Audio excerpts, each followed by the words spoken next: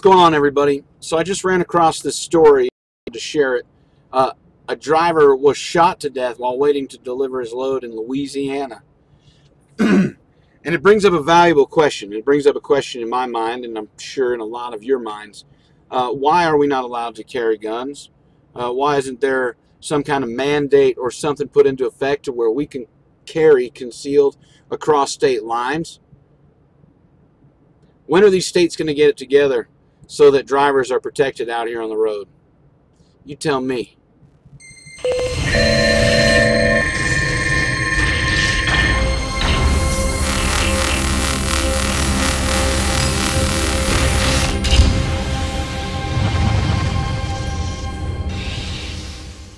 So according to this story posted on livetrucking.com, a driver was shot to death while waiting to deliver his load.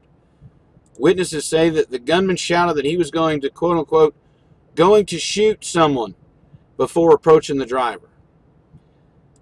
I mean, what is it going to take? What is it going to take? A trucker was robbed at gunpoint and killed while waiting to drop off his load in Louisiana on Tuesday. Happened August 8th at the Longbow Shopping Center in Baton Rouge, Louisiana around 8 a.m. 8 a.m. and a guy gets shot in the parking lot. According to the Advocate, on Tuesday morning, truck driver Keith Odom pulled into the Longbow Shopping Center of Florida Boulevard awaiting the opening of Barton's Surplus Warehouse where he was going to deliver. While waiting, he got out of his truck to make a tire repair when he was approached by a man wearing a backpack and a black hoodie who held him at gunpoint. The witnesses, I guess this is coming from the witnesses, they say that he was cooperating with the gunman when he was shot.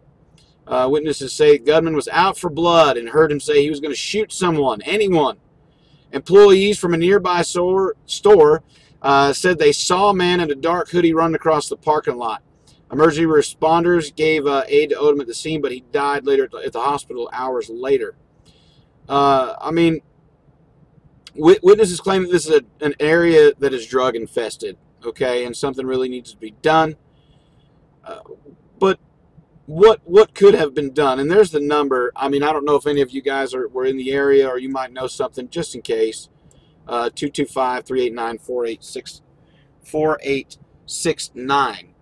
But if you guys know anything, you know, obviously call authorities.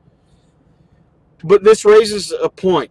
You know, first of all, I mean, hopefully this company is going to be able to help the family out, you know, with arrangements or whatever. This raises awareness to what Truckers Final Mile does, along with the fact that people can't carry guns. Drivers can't carry guns across state lines. What is the deal? What is the deal? A concealed carry permit from one state is not is not likely to be good in another state. We all know that to be the case. So when is something like that going to happen? That responsible individuals that can pass a federal background check and that can carry a concealed weapon in their state and have the proper safety training and all that. You know, I mean, Jacob, you cannot carry a concealed weapon from state to state. They do not all honor each other's CCWs. Okay, you would have to get a CCW in every state in order to be able to do that. That's right, federal reciprocity. So that's where that comes from. Craig, that's a completely different video, man. But you know, if you guys haven't seen the story, I'll post the link in the comments, and then after the video post, I'll put it in there also. But that's a link to the story if you want to go and read it yourself, if you want to look at some of the pictures that they've got on there. It's just, I mean, man, really, really disheartening to see that this stuff happens and that lawmakers are not interested in helping. You know, a guy that's delivering a load, trying to make money to support his family, and he gets shot and killed. Where's the protection here?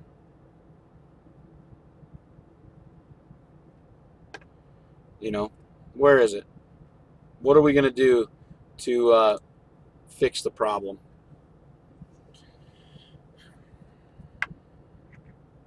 PTR Jason says, I'm a cop. I could care less if someone has a gun as long as they are not an idiot with it and they have a clear background. Nevada is awesome about CCW. You have to have it all in your truck, no issues, but other states are not like that. Jason, I'm from Nevada, and I know that our gun laws are great. Open carry, concealed carry, but man, yeah, I mean, maybe the NRA is someone that drivers can turn to, but what do we do? We can't allow ourselves to be taken advantage of. We can't allow ourselves to be unprotected. You can only do so much with a flashlight or a tire thumper. You know what I mean? Your tire thumper ain't gonna reach 50 feet where someone's standing with a gun ready to kill you because they want to get what's in your wallet. It's outrageous. And Ike made a valuable point right there. On top of that, most companies won't allow firearms or other forms of protection. There are a lot of companies. Knight was one of the companies where you cannot carry a firearm. Okay, they don't allow it, whether you have a CCW or not. It's against company policy, so you can lose your job. While losing your job is way better than losing your life, I mean, companies are kind of forcing drivers to choose, right? What's more important, the livelihood of my family, or do I really risk my life by being unprotected? Justin, there are some companies that won't allow tasers, knives, you name it. There are policies for it because they're trying to protect themselves from insurance claims. And it's ridiculous, but where's the value on the driver's life here? Where's the value on the driver's life? If you guys are just joining in, we're talking about a story where a driver was shot to death while waiting to deliver in Baton Rouge, Louisiana. I just, who knows? Who knows? But hopefully we can all do some stuff to help protect each other. Maybe we can all, start reaching out to the NRA. They carry a lot of weight in Washington, and something needs to be done. I think we can all agree on that. You hear stories all the time about, and don't take this the wrong way, but about females being either, taken advantage of, kidnapped, beat up, raped, all these things in truck stops. Well, these ladies should be allowed to carry a gun, because if there's another scumbag driver out there that wants to try to pull some crap like that, by all means shoot his ass, because we don't need him around here if he's going to do things like that. I mean, look at, protests, different things where drivers have been injured. I mean, obviously, screw the freight. Take the freight. Who cares about the freight? Take my wallet, take my money, take the keys, take the truck. I don't care. Just don't take my life. But if it comes down to it, I mean, you never know. So just beware, guys. Be informed. Do what you can. Contact the NRA. Reach out to them. But, I mean, also, please remember, and I'm going to put it in here, www.truckersfinalmile.org. Make sure that you guys go learn about what Truckers Final Mile does, and if you can, donate to them. They help get drivers that pass away on the road. They help get them home. They help the families and do all that kind of stuff. But Jason wants to know if I passed through Goldfield the other night. Yes, I did. Are you what police force do you work for? And if you do see me passing through Goldfield, because I run 93, 95, I run all those all the time, man. Primarily when I'm dropping down out of Reno, I'm on 95, of course. But Yeah, but that was me. That was me, Jason. I was passing through down there, man. If you ever see me in there again, don't turn on the disco lights to get my attention. I'd appreciate that. Um, Maybe, I don't know. Just don't pull me over. You'll scare the crap out of me. I don't know why, but I always the lights scare me, man. Freak out.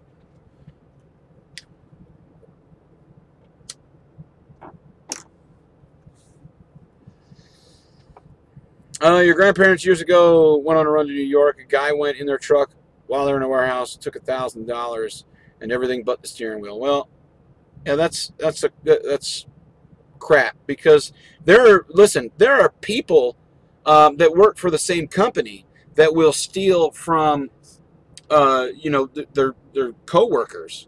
You know, it's one thing to steal from another driver or to harm another driver or whatever, but also if you're working for the same company and you then get into that driver's truck and steal their GPS or their whatever it is.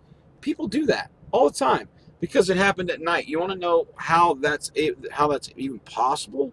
It would happen at night and you would hear it. It wasn't all the time, but it was still.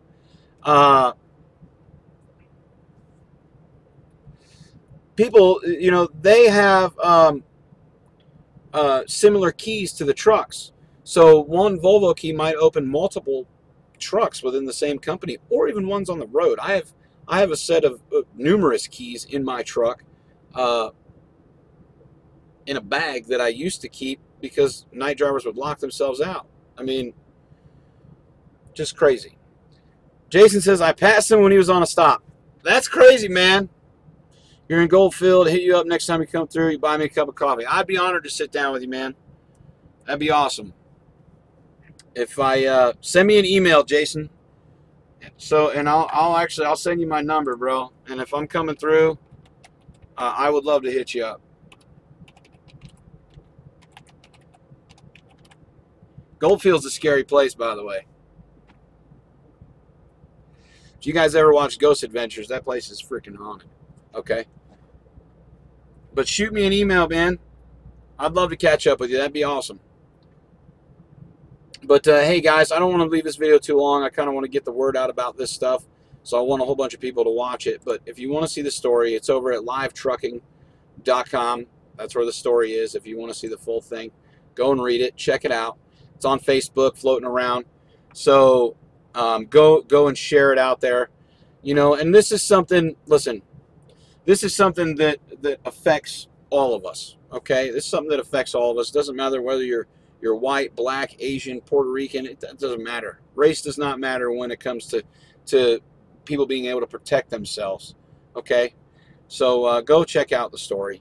But guys, I hope that you have a wonderful evening. And if you have any questions, go post them on my Facebook page. And make sure you share this video. Hit the like button on your way out the door. Everybody be safe and keep the shiny side up, if you don't mind.